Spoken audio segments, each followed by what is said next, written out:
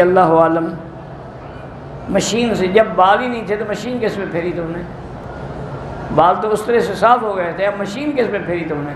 Machine سے چمڑا کاٹا تھا یا بال کاٹے تھے؟ دم پڑ گئی، بال نہ ہوں اس طرح پھروائیں۔ میں نے عمرے کے دوران بنیان اور انڈر شرٹ پہن رکھی تھی، طواف کیا تو پھر یاد آیا، دم پڑ گئی۔ میرے جانے کے بعد وفاق کے امتحان ہے، اللہ بچوں کو کامیاب کرے۔ ایک قانون ہے 4 شیڈول، جس میں علماء پر نعوذ باللہ ظلم کیا جاتا ہے۔ اللہ بنانے والوں کو ہدایت دے کہ وہ ایسے ظالمانہ قانون نہ بنائیں۔ ڈاکوؤں کے لیے نہیں ہے، چوروں کے لیے نہیں ہے، بدماشوں کے لیے نہیں ہے، زانی کے لیے نہیں ہے، مولوی کے لیے ہے۔ انا للہ و انا الیہ راجعون۔ طواف مکمل کرنے کے بعد حتیم میں 2 نفل پڑھے، پھر مقام پر ٹھیک ہے، بعد میں جتنا پڑھو۔ دوران طواف کعبے پہ نظر نہ ہو، نیچے نظر ہو۔ اگر غار ہیرا اور غار ثور جائیں ٹھیک ہے، جائیں۔ پتھروں کو چومنا بالکل حرام ہے، یا وہاں صلاۃ و سلام پڑھنا بالکل بدعت ہے۔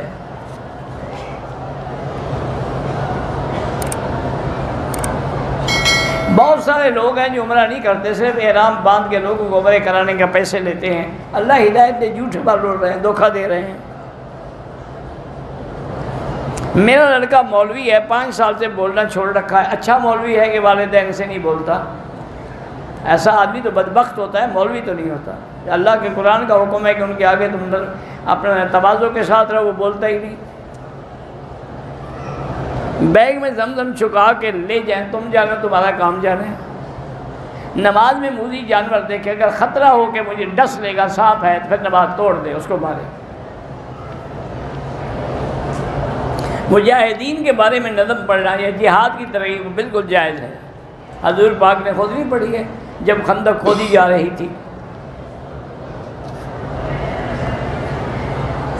میرا کاروبار ہے آٹے والوں کے ساتھ اور گھی والوں کے ساتھ، جن کی رقم ہوتی ہے 8 لاکھ سے 10 لاکھ، جو ہم بل ٹو بل ادا کرتے ہیں۔ 30 دن وہ ہمیں اور مال دیتا ہے۔ مارکیٹ میں لوگوں کو رقم دیتے ہیں جتنی رقم گھر والوں کی ہے، مجھے نہیں پتہ کیا لمبی چوڑی، مجھے سمجھ ہی نہیں آئی۔ یہ آپ اپنے مقامی علماء سے پوچھیں۔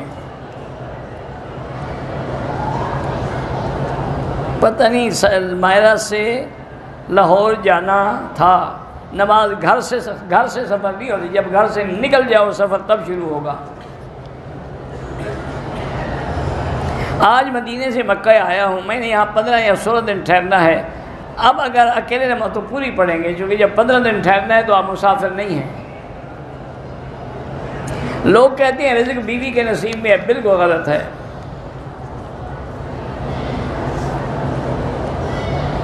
دیکھو ایک بات کو سمجھا بھی کرو کچھ، اگر رزق بیوی کے نصیب میں ہے تو جب تک وہ تمہاری بیوی نہیں بنی پھر اس کا رزق کہاں تھا؟ پیسے تم نے خرچ کیے، مہر تم نے دی، رزق اس کے نصیب میں ہے۔ اچھا وہ اپنے ماں باپ کے گھر، ان کو کتنا پیسے ملتے رہے، اس کی وجہ سے رزق بڑھتا گیا۔ ان کا نہیں بڑھا، تمہارا کیسے بڑھ جائے؟ انشاءاللہ کم ہی ہوگا بیوی کے آنے سے۔ داڑھی منڈا آدمی اذان تو دے سکتا ہے، لیکن ایسی آدمی کو مؤذن نہ بنایا کرے جو خلاف سنت چہرہ ہو جن کا۔